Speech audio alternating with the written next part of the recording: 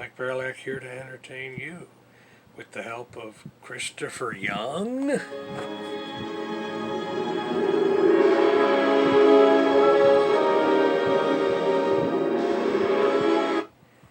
I didn't want too much of that.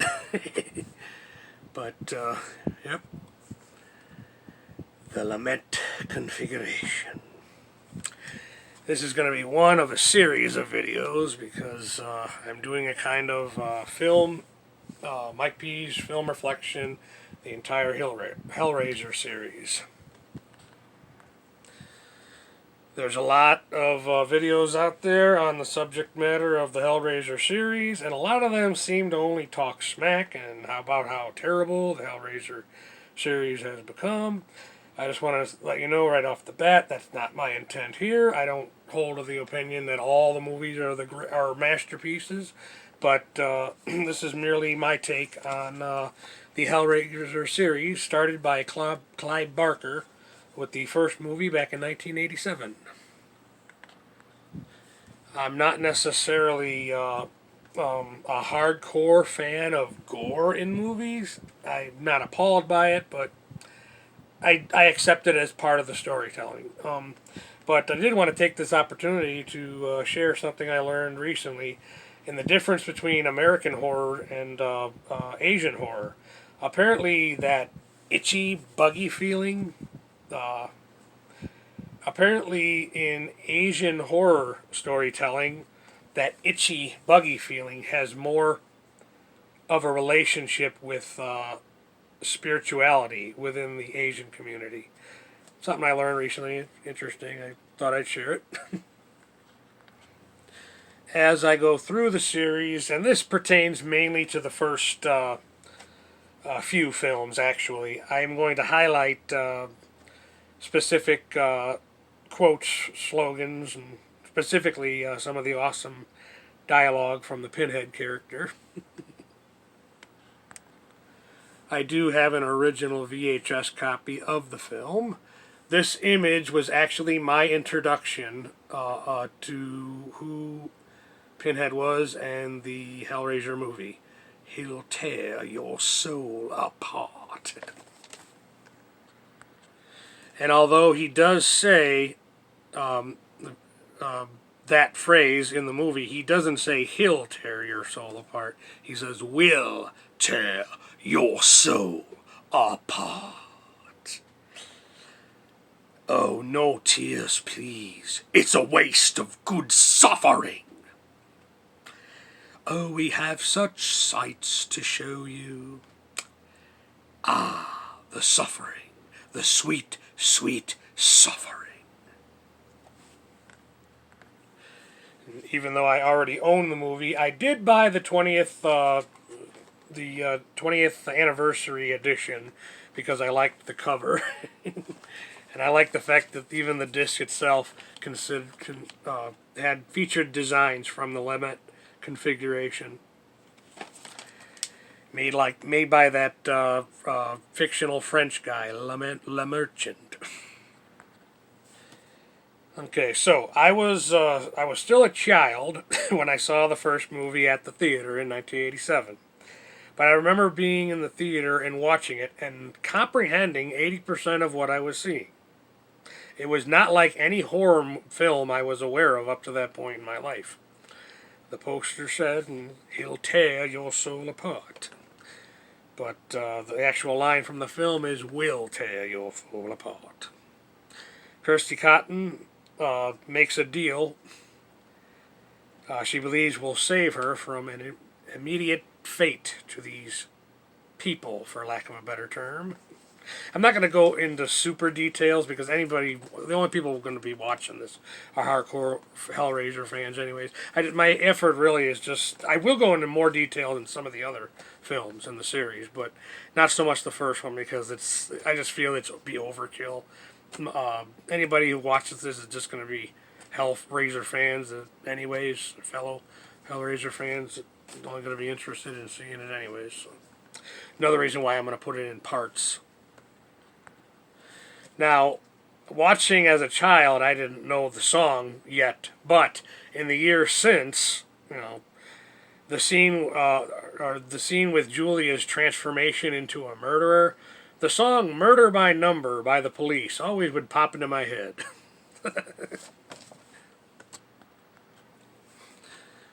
Now, Hellbound Hellraiser 2, I also saw as a child at the show. My impression of it at the time was pretty much the same as the first, but later I would feel that it should be all one movie, seeming that the second one, to me, was too short. But maybe that's because it was such an emotional roller coaster ride for me, because in real life, the sequel is actually a couple of minutes longer than the original. But Kirsty Cotton is the heroine of this story, Hellbound Hellraiser 2. The first one, you can only describe her as a survivor of the ordeal. For a while, I was confused when she was saying sorry to her father towards the end of the movie. I was like, after the whole going to hell to save Daddy, only to be shown without a shadow of a doubt in hell that the skinless, bloody mess on the hospital floor, writing on the wall, "Help me, I'm in hell," was in fact a facade. Not Larry, a facade put there in place to lure her to hell by her weirdo Uncle Frank, who is in fact in hell and deserves to be there. But for his own selfish desires. But I would always, and this is going to come back later on in whatever ends up being whatever part when I talk about Hellseeker, actually, because it has to do with my own interpretations of spirituality, I guess. But I always felt in the aftermath of seeing the Hellbound, in the story, she's a bit quick to assume that it is in fact Larry, her father. Because from my point of view, I'd always think, well, wait a minute, wouldn't Larry? How does the character of Larry end up in hell? I mean, the only sin he ever committed was settling for Julia. From my perspective, as a fan of the series, but perhaps there's a reason why she's so quick to assume that it is in fact her father luring her to come to hell to save him. Because in truth, she herself wants to go to or experience hell, which I wouldn't blame the character, given what she already was exposed to in the first movie. So thinking that it was Larry, her father, was kind of self-serving to her desire at the time. So maybe she said at the end, "I'm sorry, Dad." Perhaps in the end, towards the end of the movie, where she's saying "sorry, Dad" to her dad for being tricked into coming to hell. At least she made it back at that point in the story. But perhaps it was her heavenly father she was in fact saying sorry to for letting sin get the best of her. Okay, and that's just the first two movies, so I better move on before I end up presenting a college thesis on the first two movies. There'll be plenty of that later. But about what I was saying, though, perhaps the Kirsty Cotton characters, the subject of her sin, maybe lack of faith, comes into play too for the character. Just one man's theory, as a honest-to-God fan of the series.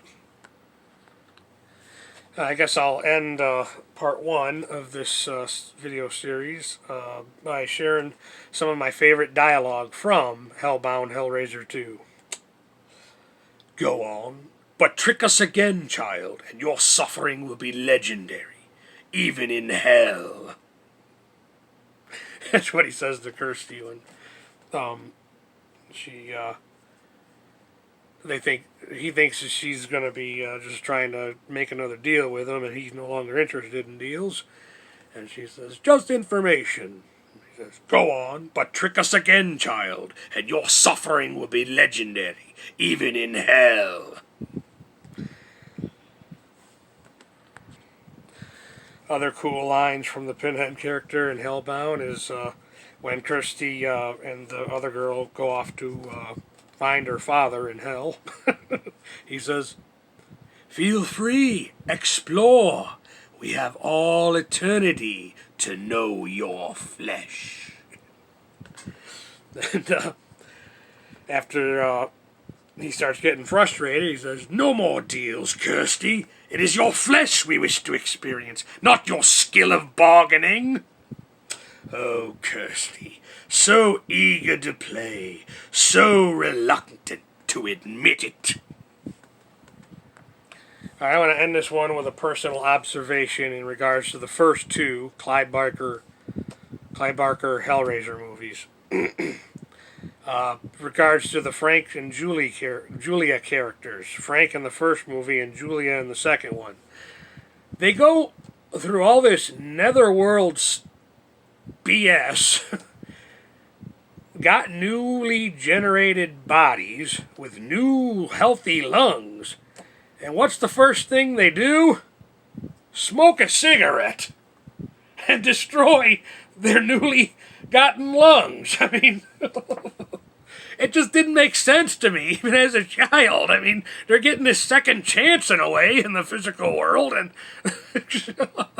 what's that about? Sin is sin, I guess.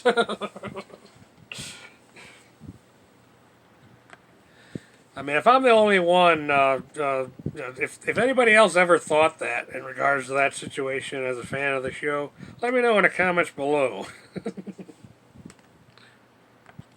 I, for one, am glad that Doug Bradley stuck with the series for the most part till the last couple. But as a fan of the Pinhead character, because throughout the series, he's got some of the most awesome dialogue for horror movies.